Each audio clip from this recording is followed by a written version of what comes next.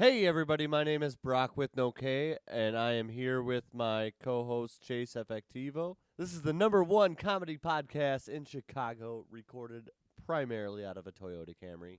I have strapped my car with cameras and microphones and have my riders tell their funniest stories. Chase, what's going on? Hey, Brock. I think this might be our best episode yet. I mean, this episode is called Partied Out episode 2. So for tonight, we did decide to have a few drinks ourselves and loosen up a little bit. We've had a couple because we couldn't fit all the party stories in one episode. We're doing more parties again this week. Chase, you're white. What have you all drank tonight? Let's see. I had... Apparently, you're not white because white people keep track of what they drink. We got a bunch of party stories tonight, guys, or tonight, whenever you're listening to this. So let's just get to the stories, guys. All right, let's get to the stories. If you want to go and take a ride with me, with 3 women all crammed in the backseat. Oh, why do I live this away? Hey, must be the funny. But if you want to take a free ride with me, make me laugh from the back of my Camry. Oh, why do I live this away? Hey, must be the funny. You just got stuck at a 4-way stop. Hello, my name is Larissa, Larissa. and I'm going to tell you about my best drunk blackout story. I hope it's good. Thank you. Are you ready? I'm ready. Okay. And It's gonna happen These are my tonight. new friends from work. So this is how it starts. So I went to Michigan State. Okay. And I was part of a club, and this club had a hayride. A So club or a sorority? It was a club. Okay. I was a part of a sorority, but As I was well. also part of this club, and it was a ski club. So we had a hayride, and it was at Andy T's. This is in East Lansing, but it's like 30 minutes away from East Lansing, so in the cornfields. And we go to Andy T's. Mr. Andy T is awesome. Love him. And then, so we take a school bus to Andy T's, but let me tell you about before we left. All right. A little preface. So before we left, I made my jug. So I painted my jug. I put Kris Jenner on it of her drinking the cocktail, the iconic photo. Have you guys seen that? Yeah. So I was already feeling that vibe, and then I got a call from my aunt, and she told me that her house burned down and her 2 dogs that were in the house died.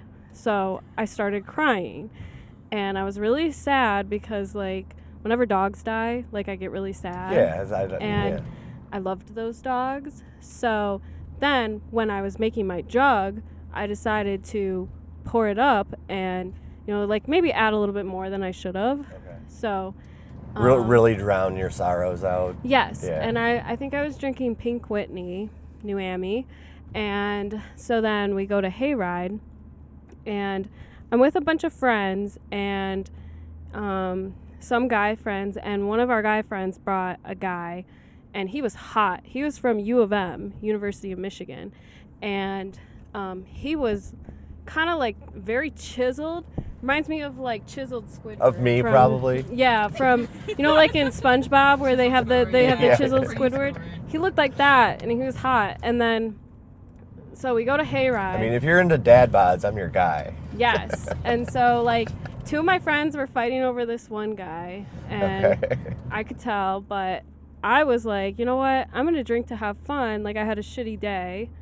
And I was with my friend Miranda, and she was just there along with me because she wasn't really in the club. She just came because I went. She wasn't welcome in the club.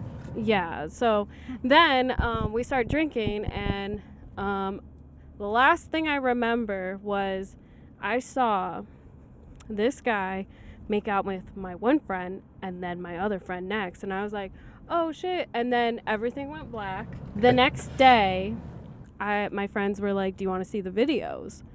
And I'm like, what Never. videos? No. So at Andy T's farm, I fell face forward in the mud twice.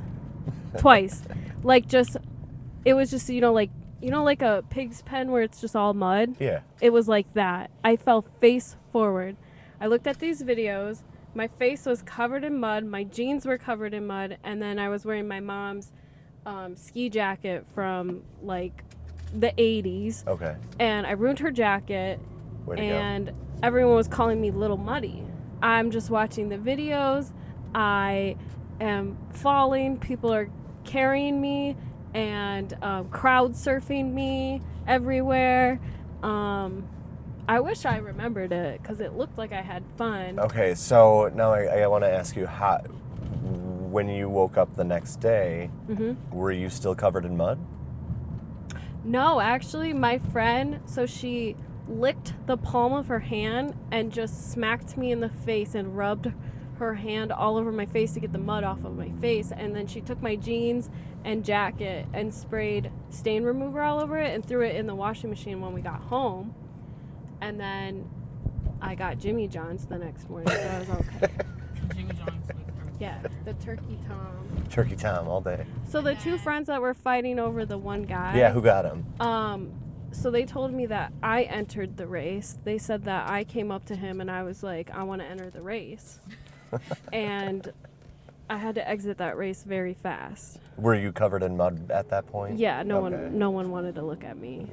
But everyone calls me Lil Muddy.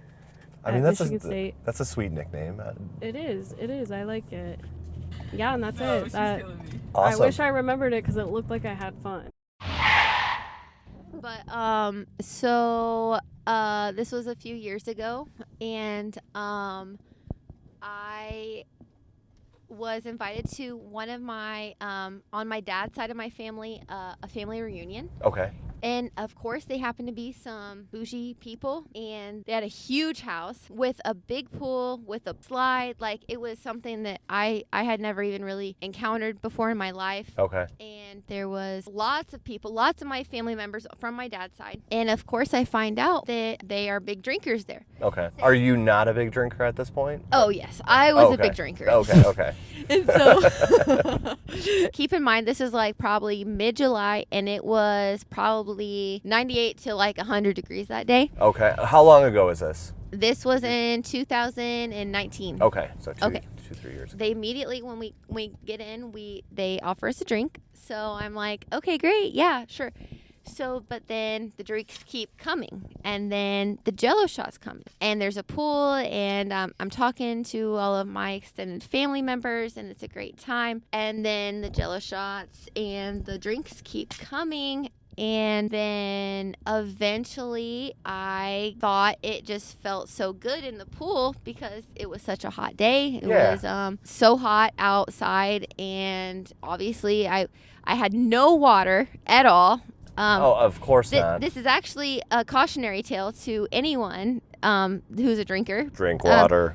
Drink water, eat food, and I ended up thinking, this water feels so good that I think I just want to skinny dip. Nothing wrong with that. Yeah, so... as long as everybody else is on board. Right, but yeah, no one was on board. Uh-oh. And I do remember this part. I was just like this feeling of relief of, thank God I didn't get my swimsuit all the way off. I had a one-piece bathing suit on. Okay. I had got it pretty much down to my hips before my own father came up to me, snapped me out of it, and said, "Get out of the pool. You're embarrassing your grandma." And it's like it's something that I remember clear as day, even though I was in this very drunken haze, and obviously to the point where I was wanting to skinny dip at a family reunion. Yeah, right. I immediately. That's when you find out how open-minded your family members are. Yeah, and so then from what my dad said, that immediately made me snap out of it. Yeah, I got out of the pool, and my dad had to drive me back to my hotel. I'm sobbing and crying because, for one, yeah, I was extremely wasted, but also A little embarrassed, I imagine. Yeah, extremely embarrassed. And not to mention, I had just been telling my extended family members, oh, yeah, I'm in school right now. I'm trying to get my master's, and, yeah, I'm a teacher and everything and whatever. So. And here are my tits. Yeah, here are my tits. So, yeah, it was super traumatic, and one of those things where I don't think I drank for like a week or two. Oh, only a week or two. That's good. Only a week or two. Yeah, I just needed like that little like break or whatever. Yep. Get your head on straight. Yeah. Oh, that's fun. That's hilarious. But yeah, that's so whenever anyone talks about something traumatic that's happened to them when they were drinking, I always tell them about the time that I skinny dipped at a family reunion. That's awesome. In Kentucky. That's amazing. You mean that doesn't happen there in Kentucky? Oh, yeah, true, good point. Yeah. Sorry, Kentucky. Brock, I heard you recently ruined a family reunion. Yeah, I'm actually not allowed to talk about that. So let's move on to dude. Just yesterday, I got a flat tire. I blew out on the highway. I sent you a picture. It was pretty nasty. I'm not ready to tell that story. Okay. So let's do something different. So, like, partying doesn't always have to be just about alcohol. It doesn't have to just be about boozing. You know, sometimes you could be partying, doing a little bit of edibles, you know, maybe get a little bit, I mean, my mom loves edibles. Yeah, and we love moms on this podcast. So We hell yeah. love you, Yeah, Mom. hell yeah. And I mean, like, this episode is all about parties. Sometimes, if you're lucky enough, you can party while you're at work, or you have one of those sweet jobs that lets you party while you're at work. Like if you are... Remember when I used to party at pt.2? Yeah, that was a good time. Yeah. Yeah, it was.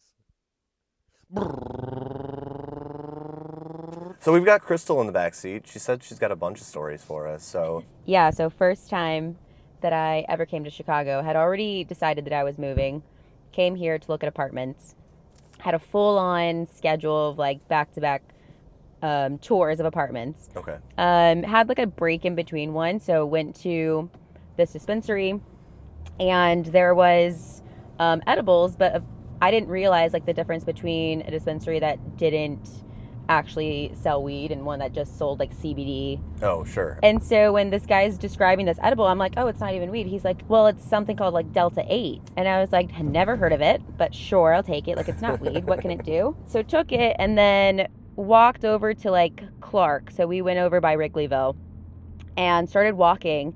And I swear to God, I felt like I just took acid or something. Like I was just like freaking out. I felt like my face was fucking melting off. Like it was ridiculous. So I was like, I need to go sit somewhere right now because there's no fucking way I can keep walking around Wrigleyville with all of these like people. that, yeah, all of these people around. I've never tried the Delta 8. So Don't do like, it. Don't, okay. Don't do it. I don't recommend it. Stick to weed. Stick to weed. Okay. It was the worst feeling ever. So I'm stuck in this like chicken restaurant, just like trying to like hold on for dear life. Like I was just like gripping the table. The waiter knew something was up. He's like, no, absolutely not. You guys got to get out of here. So first time in the city, I think that was like the first day that I landed and completely ruined my entire day. So I ended up having to just like go with the first apartment that I toured because I couldn't even look at any other apartments while I was here. Did it turn out all right? Is your apartment pretty decent? Yeah, I'm still in it. I literally just renewed my lease the other day. Nice. There we go. Yeah, it worked out So that pretty worked well. out. Oh yeah, worked out really well.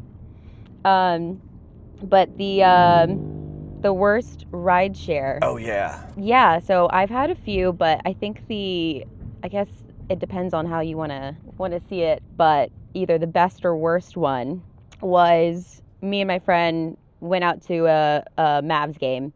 On our way back from the Mavs game, we lived in the same apartment complex. So is this down in Dallas? Yeah, in Dallas. Okay. And then we lived in Fort Worth, so it was a bit of a drive. Okay. So we're obviously not all there, but she gets dropped off first, and I'm just being a fucking stubborn brat. And I'm like, no, you need to drop me off in front of my apartment. Like, it's right there, please. And he was just like getting so pissed off. I mean, it's just like an annoying drunk girl. How far was it, like distance-wise? Like steps away. Oh, like for 10 real? steps away. I was being fucking ridiculous. I was just drunk and being annoying.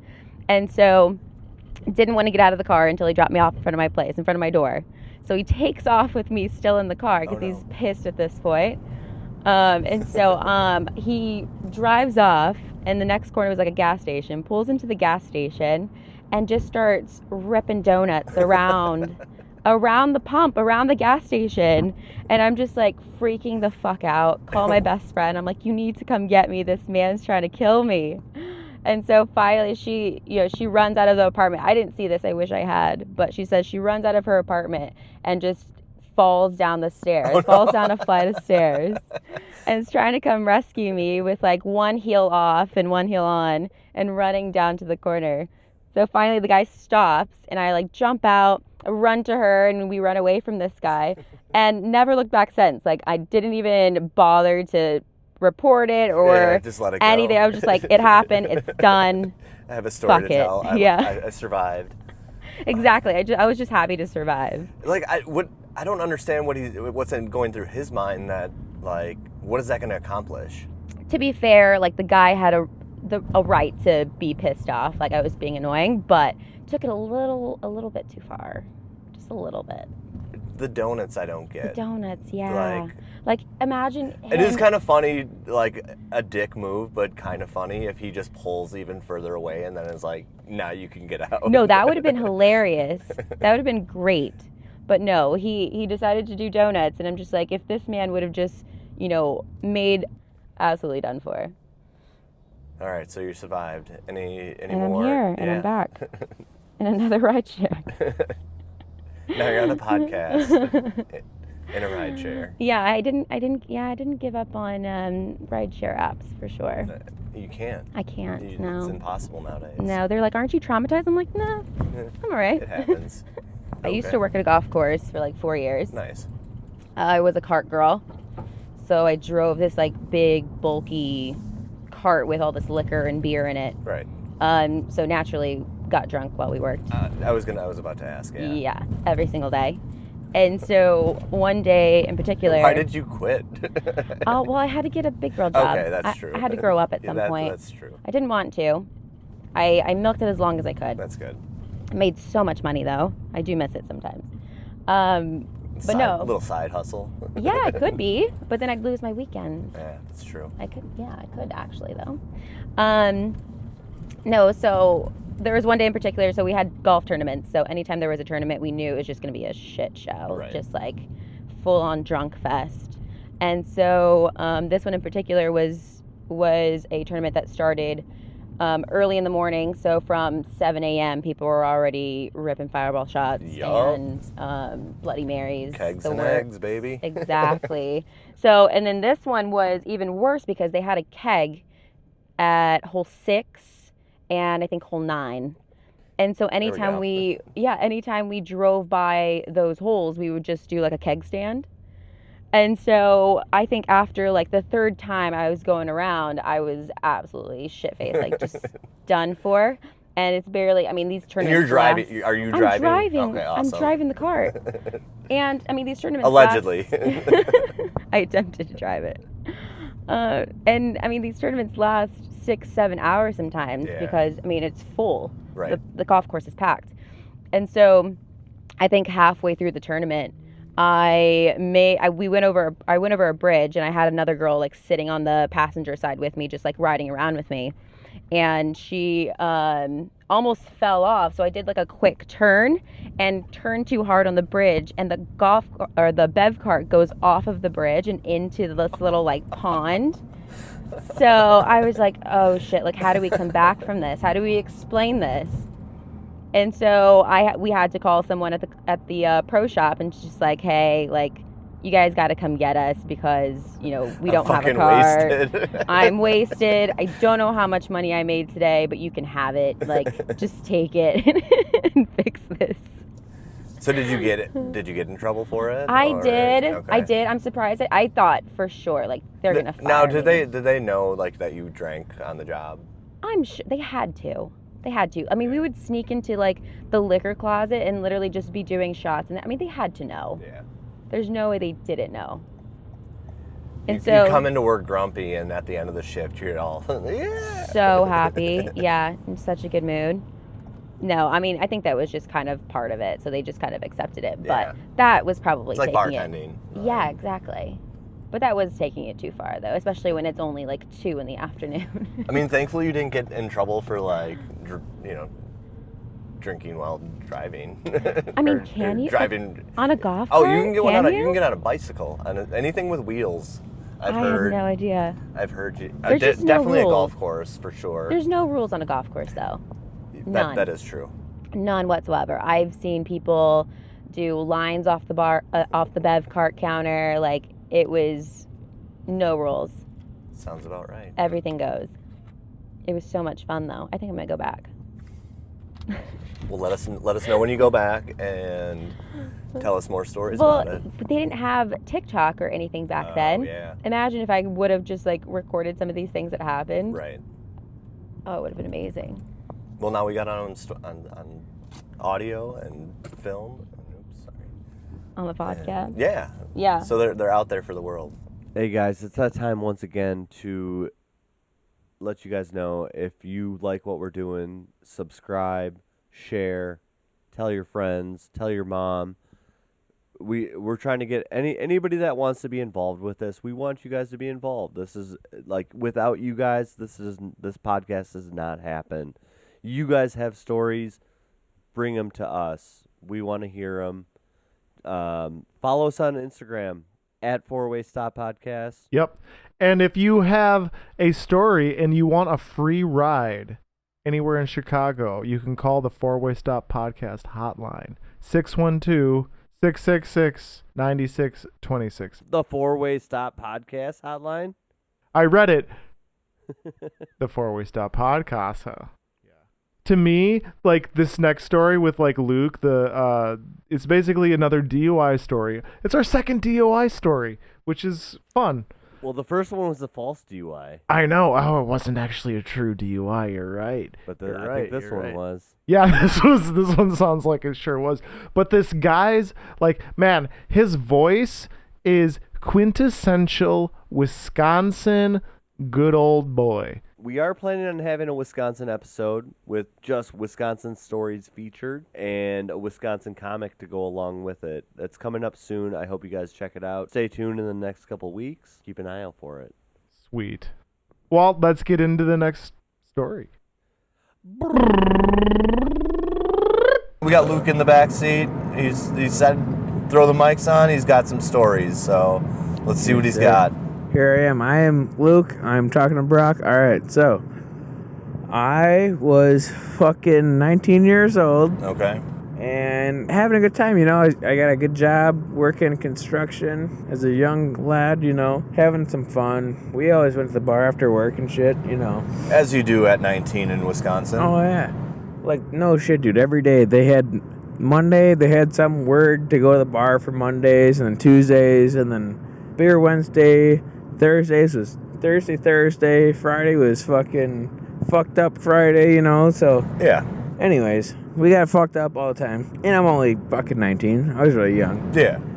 So, the one day, we were getting fucked up after work, drinking pitchers of Jack and Sprite. Oh, jeez. Yeah, that'll do it. You know, Jack Daniels, like, if I could tell anyone any advice, do not drink Jack Daniels. It's fucking dangerous. They're actually one of our sponsors.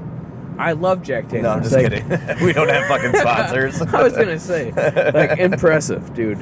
Like, dude, love them, but it's fucking dangerous. So, anyways, like I said, I'm young. So, whatever. It was like the norm to me at the time because I did it so often. Sure. Well, then one day, the one guy was in the bathroom, and the other guy and me were, like, ready to go. So he's like, oh, I'll take his truck, you can take my truck. Meanwhile, I'm fucking 19. These guys are, like, 38, you know? I'm like, oh, okay, yeah, you know, just trying to play the fucking role, right? Yeah. So I hop in his truck. Dude, I was following this guy home. He pulled in his driveway. He was good to go. I just kept driving. Yeah. Crashed fucking bad. Oh, you crashed? Oh, yeah. Oh, no. Crashed fucking bad. Into what? So, I'll tell the whole story Okay. first, you know. So I come to, and I'm like didn't know what's going on. Basically, I was just walking down the road. I'm like, all right, well, I didn't remember. I had no, like, memory of anything. So I'm like, all right, I'm just walking down the road. I see I'm just gonna walk to a gas station until I see something I know. Well, then I see like a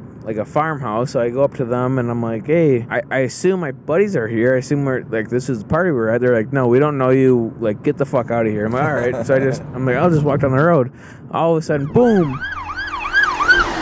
cop car comes fucking, they're like, hey, are you so-and-so or so-and-so? I'm like, matter of fact, I am. Like, what the fuck? Because I was underage at this time, dude. Yeah. So, like, I had my brother's ID and my ID. So they asked me, like, both of us. And I was like, yeah, matter of fact, I'm, yes, one of those people who you stated. And they're like, well, fuck, dude, you're fucked. So the cop was like, yep, well, you're coming with us, you know, da-da-da. I had my ID and my brother's ID in my wallet, which was, but it was in a truck of someone else's. Like, it was not my truck. Okay. It was a guy who I was working on his house at the time. But, like, the reason why I was there is because my buddy, or the guy who I was working for was his buddy. Okay.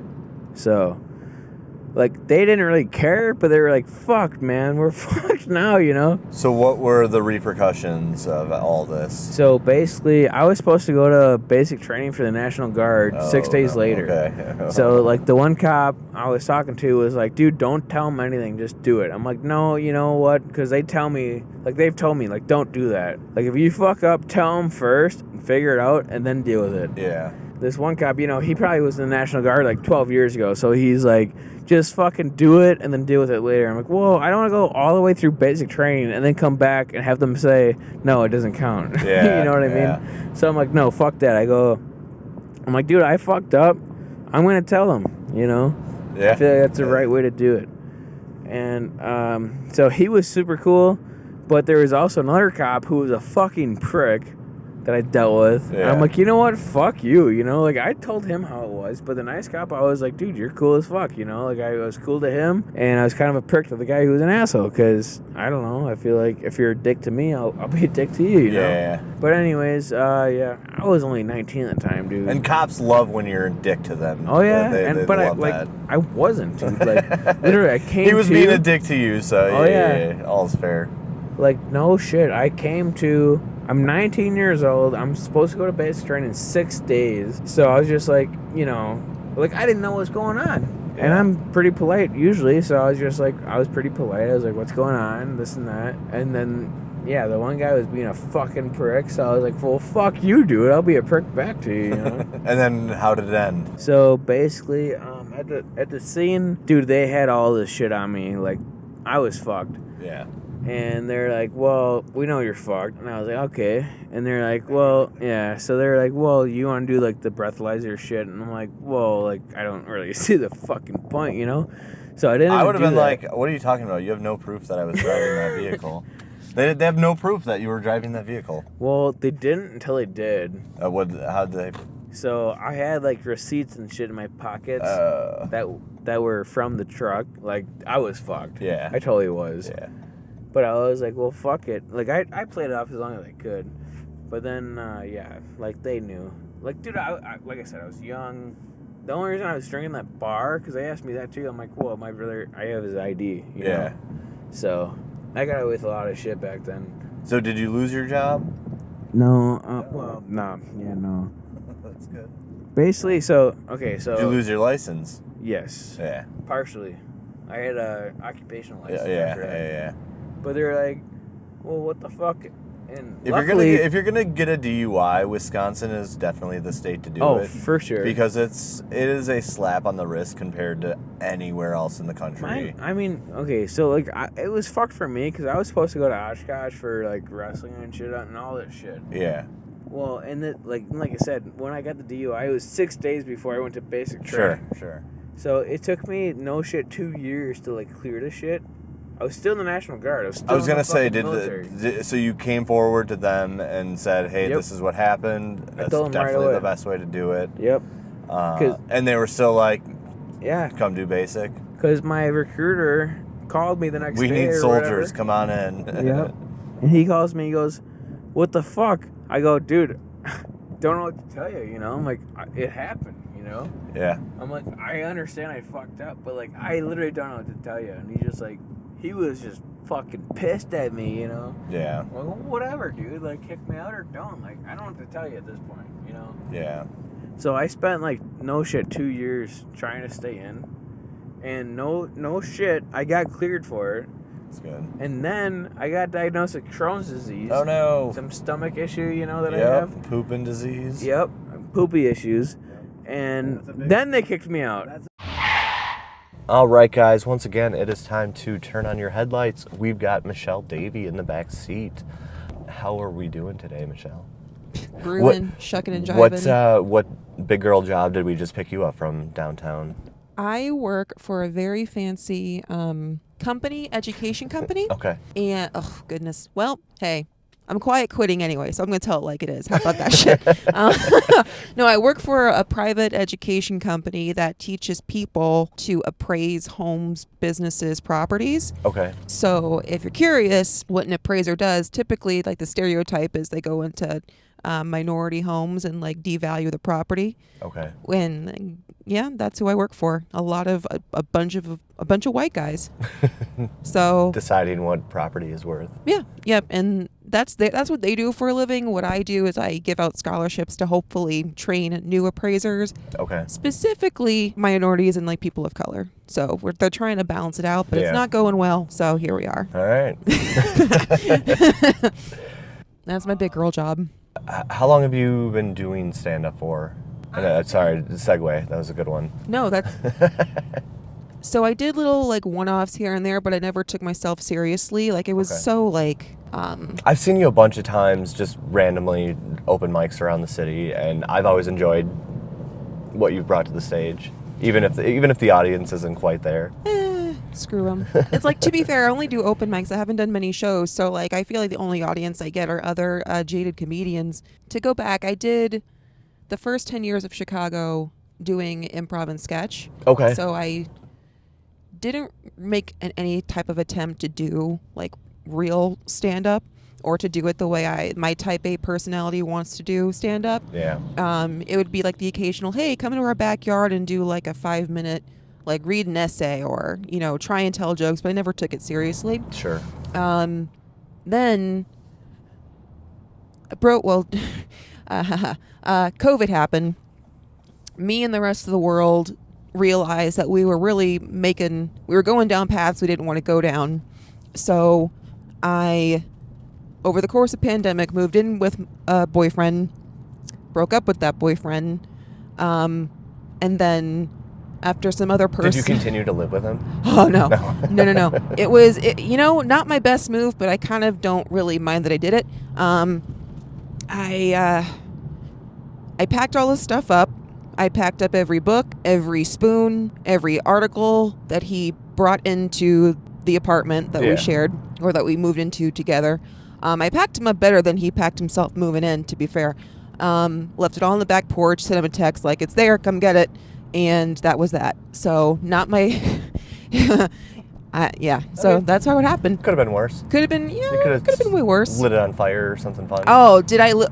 Speaking of that, I did rewatch that one scene from Waiting to Exhale where Bernie literally did blow the car up with all his shit in it, like 500 times while I was packing, drinking wine, and everyone was sending bad decisions. Oh yeah, everyone was like sending me money for like Chinese food and like alcohol, and I was just getting turned and just packing, and it was really therapeutic. So that happened in December. Then in May, I had a really big, ugly falling out with a friend. I had a real emotional reckoning in May of 2021, and I was just like, I told myself during the pandemic, when everybody was reevaluating their lives, like, what do I want to do? Yeah. I kind of quit comedy for this relationship. I got lost in it, and I didn't want to go back to improv or sketch, and I was thinking, all right, when I get that shot in my arm, I'm going to start doing stand-up. And then May happened. Got into a big fight, and I just kind of made the decision, all right, we're going gung-ho. There's nothing holding me back now. Yeah. And that was that. And May 17th is when I got into a big fight. And May 18th, I started doing every open mic I came across, like aggressively, psychotically, every single mic. And that's kind of where where I've been now. Just doing mics. Oh, yeah. Yeah. That's awesome.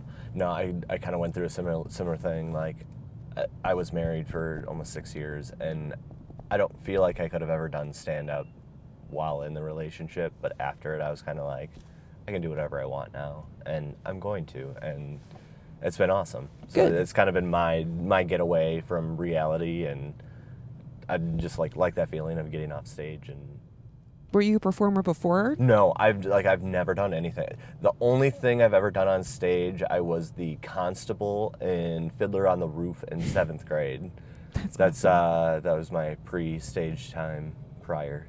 That is, you know what? Say what you will. It takes a lot of balls to get up on stage no matter what. And it's always scary. It doesn't matter if you've done it a billion times. Yep. I did like improv and all that kind of nonsense for so many years. By the time I started doing stand-up, I did at least have that whole notion of, oh, none of this matters. Yeah. Not a damn thing I say matters. Unless I really do something heinous and get into an actual like altercation from the stage, like nobody's going to remember my 3.5 minutes. And if they do, that's troubling.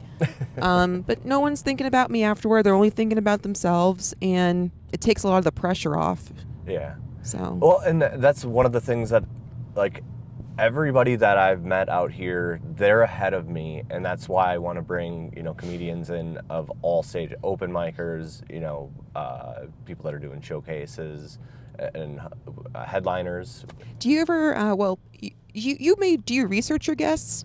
Not really. It's basically what I've seen just, hanging out at open mics or, checking out shows. And afterwards, I'm just like, hey, I do this podcast. Do you guys want to come hang out? And, like, I respect you because, like you said, if you just for getting up on stage, you're fucking awesome. Like, I appreciate it. Oh. I love the craft. You want to talk about Instagram and why I hit all my shit? Yeah. Okay. So I was going to bring that up. Like, if you guys want to see hours and hours of content, check out Michelle's Instagram page. Oh, yeah. No, so why is there nothing on it?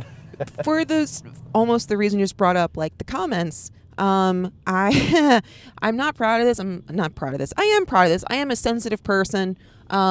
I today was on Instagram looking at reels, one that I was tagged in, and I was looking at the comments and I'm like, these people are fucking heinous. Like some of these dudes in the middle of Texas who have nothing going on. Yeah. Not because I stalked this guy after he insulted me, but I did. I went to his Instagram page and I'm like, you fucking loser. You're in the middle of Texas and you need a bottle of wine, 7 joints, and like a protein shake to pretend to be a writer. Fuck you. I'm actually doing shit. So it's like so this is me taking my shit on him, but no, rightfully so. What a dick. Yeah. I don't know, dude. It's not good for me personally. I'm an elder millennial. I'm 33. I don't know. I'm right there with you. 35. Yeah, I mean, I know there's like I just don't give a shit. Like, that's probably better. And I don't know. I don't know when I came to that point, but just like I don't care what people think of me. If you like me, cool. If not, whatever. I'm probably never gonna talk to you again and say whatever you want. That's cool being an adult. That's hitting like 30s. Like I don't right. care. I'm gonna do me. You just don't give a shit at some point, and I don't know. It's kind of refreshing. Mm-hmm. But yeah, hit all my talking about like big life changes. And I do the same thing like all open micers do. I do try not to, but I do the whole compare game. You're supposed to stay in your lane, just focus on your work. But it's damn near impossible when the app itself is made for you to self-abuse yourself by comparing yourself to other people constantly and what they have and what you don't have and all those things. I go into it knowing that I'm probably in the top 5 worst that's going to be on stage that night. Okay. If you come in low, you can only go up from there. Now that you said that, I'm going to make it a point to stay. I don't care if you're 40th on the list. I'm like, I don't think he's bottom 5. Like, whew. No, I don't know. I enjoy doing stand up, but I enjoy watching it more. So like I said, I look up to everybody that's out there doing it. The first month I started doing stand-up and I was very, aggressive with myself, but I was like, all right, let's go, let's do this. And I would show up to mics and there would be the people who I now know are, I guess, somewhere in the middle between getting paid gigs and, pursuing their future goals, like going on the road or being in a writer's room or whatever. Sure. I had no idea that there were levels to this, and I just thought we were all, in the same pool of who gives a shit. And this is a thing that comes up because I talk to a lot of the girls too, like the ones that I see around at the mics that I go to, and the way they're treated sometimes really pisses me off. Just because they're dismissed before they even have a chance to go up to the mic. There was one girl I was talking with, and she basically reported back a really ugly comment that someone said about him. But I was like, unless someone walks up to you or walks into a theater or whatever the fuck with $1 million Netflix fuck you check, Who cares? Right. Who gives a shit? Sorry, this is a family-friendly podcast. We have stories about stuff getting stuck in people's assholes. Oh, sick. And people shitting their pants, so you're okay. Obviously, you haven't checked out the podcast yet. Hopefully, you will now. No, I listened to a couple of them. I was like, I just hope I'm not breaking rules here. No. By cursing. Oh, no. No. And if we would. I mean, my mom's not going to be happy about it, so... Sorry, Mom. She can reach out to you and tell you. It's just the F word she doesn't like. Oh, so. fair. Fuck it. It is aggressive and fun to say, though. It's really... I was like, where do you think I learned that word from, Mom? Let's be real. No, here's a genuine question. Yeah. You said that you're a dad, yeah? Yes. Okay. How many kids do you have? 2 kids. 2 kids. How old? 7 and 4.5, almost 5. Okay. Do you feel pulled having to balance being a dad and also wanting to pursue your creative ventures? So the way that it's worked out, because I have the flexibility with this job, and as I mentioned, I'm split with their mom, and it's basically a 50-50 split. She has more overnights, which allows me to work my nights and stuff like that. So I have my nights free to do what I need to do. So it was trying to find the balance between kids, work, driving, and then trying to do stand-up, and just there was no way I could make that balance. It was either kids are always going to be that first one. You know what the benefit I think that you personally have over all of the 26-year-old dudes who are doing the exact same thing? Yeah. No, I don't know, but you have something to ground you in reality. Yeah.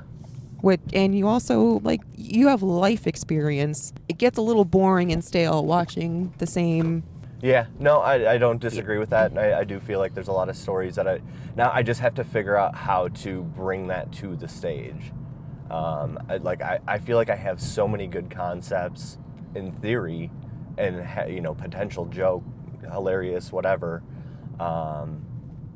But I just can't convey it to the stage at this point. And I think it's a confidence thing. Still don't feel comfortable in front of a crowd. That's why I like being in here. Because I'm like, yeah, I'll look at you in the mirror every once in a while. Like, yeah, I'm still here, but I don't have to make eye contact. I can just have to focus on the road. And this is my comfort zone. So, I can tell stories in here all day long and just don't know how to get them on stage.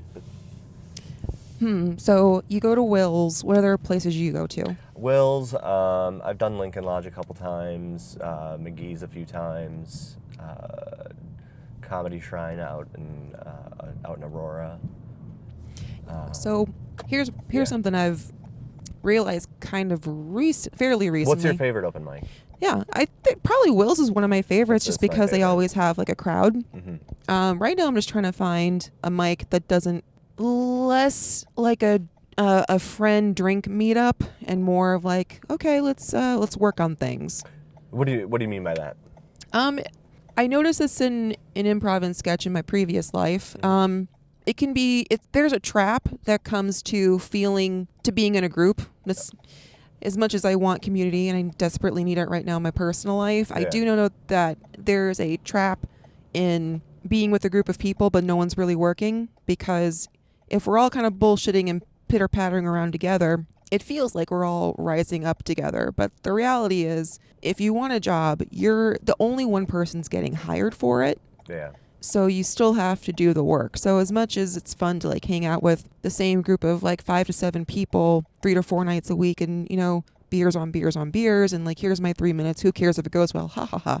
Yeah. It's okay. The mics that I'm trying to focus on now are which can I get the most benefit out of? Sure, yeah, no, so absolutely. Will's is one, Shuba's is one, that's tonight. I think the Lincoln Lodge can be pretty useful on Monday nights, just because you can do you can get a lot of reps in. If you can get 3, I think I did three in a row one night, which was nice and I worked on different things every single time, and which is how you're supposed to do it. Yeah. Yeah, so taking risks in such a low stakes environment is perfect. The flip side is you still need people to succeed.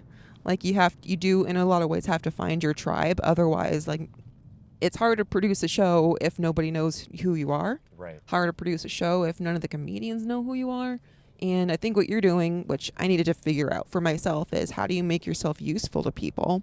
Yeah. So I'm not, unfortunately, I'm not a it's giving photographer. I mean, photography's good. Yeah. Yeah. If people want rides, I got your back. That's all I can contribute to the scene right now. You'd be surprised how useful a sober driver is in this. No, seriously. And everybody that's been a guest on the show so far, I'm like, if you ever are to or from a mic, hit me up. If you're on the way to a mic, I might pop in with you. If not, whatever. Hit me up, guys. Free rides. Free rides for funny stories. No, okay. So talk more about Instagram and we're in the whole comparison game. Yeah. I'm really big into goal setting. That's what I'm trying to do right now. Okay. So one of the things I know I have to do is to get a clip. Yes. You Boy, need to start putting clips and reels of your stand-up up there. Mm-hmm. That's frankly the most difficult mental block I have. Why is that? I have forever hated having to look at myself on video.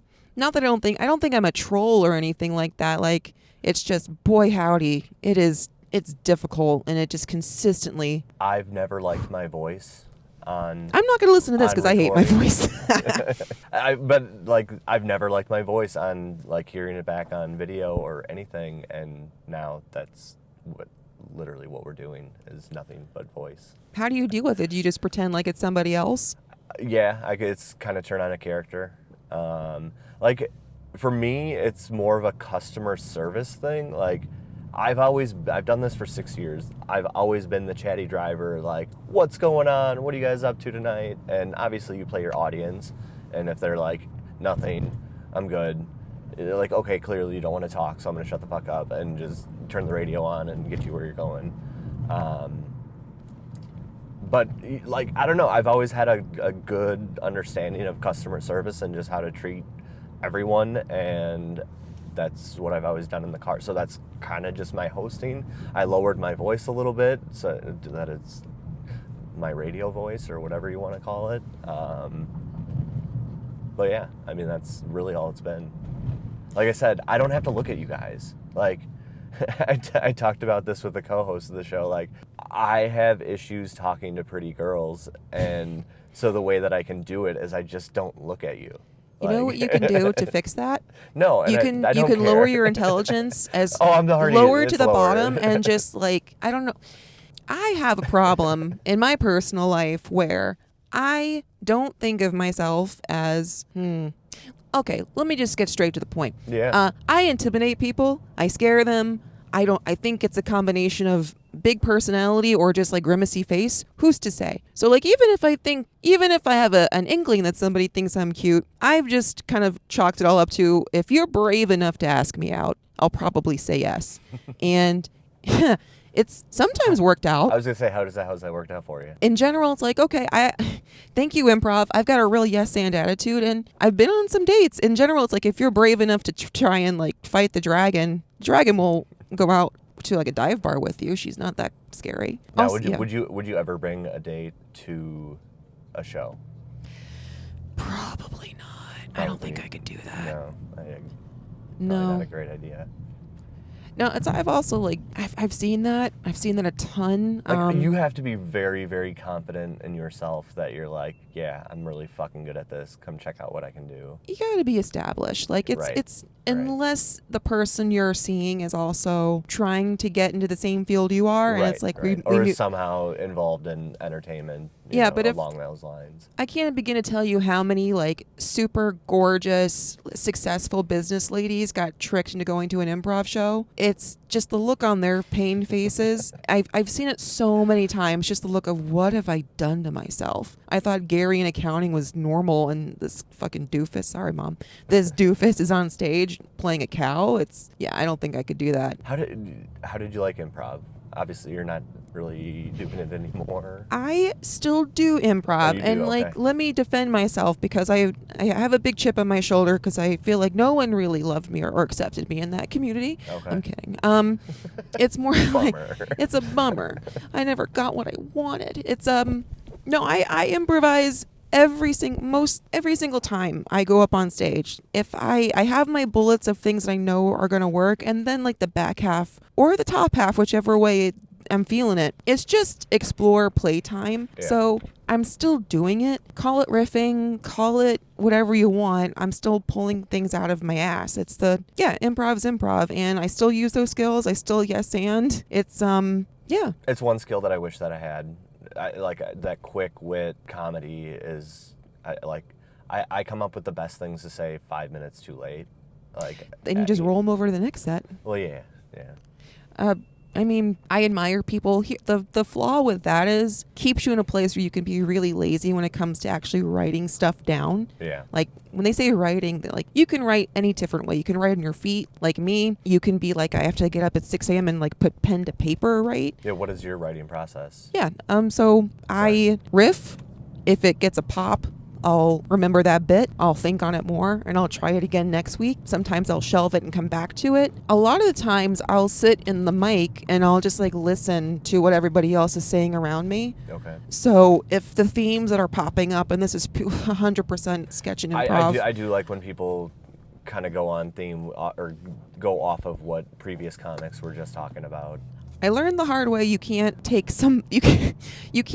take somebody's if they're talking about cheetahs, you can't go up after them and talk about cheetahs, obviously. But if they're talking about loss or love or whatever big theme there is, I think, okay, they're thinking about this as a writing exercise. What in this theme can I talk about from Michelle's life experience? So listening, that's kind of how that. Yeah. I write by listening. Then again, I'm still an amateur, so who's to say? But yeah, that's me. It's all good. Where can people find you? Where can people go look at your blank Instagram page?